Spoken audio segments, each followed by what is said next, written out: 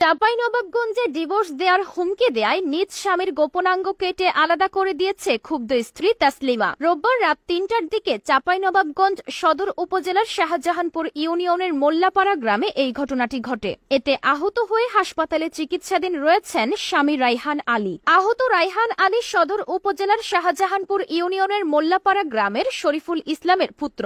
এ ঘটনায় পুলিশ আটক করেছে তাসলিমা খাতুনকে।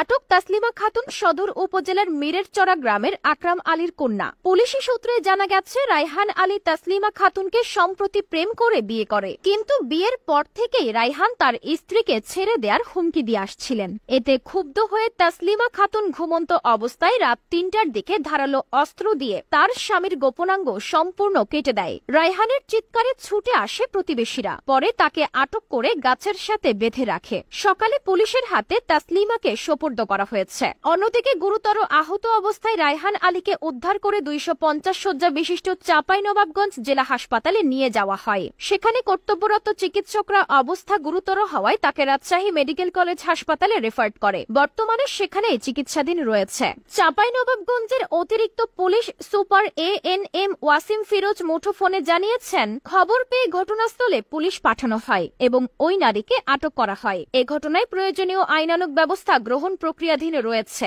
আহত রায়হান আলীকে রাজশাহী মেডিকেল কলেজে ভর্তি করা হয়েছে বলেও জানিয়েছেন তিনি। চাঁপাইনবাবগঞ্জে ডিভোর্স দেওয়ার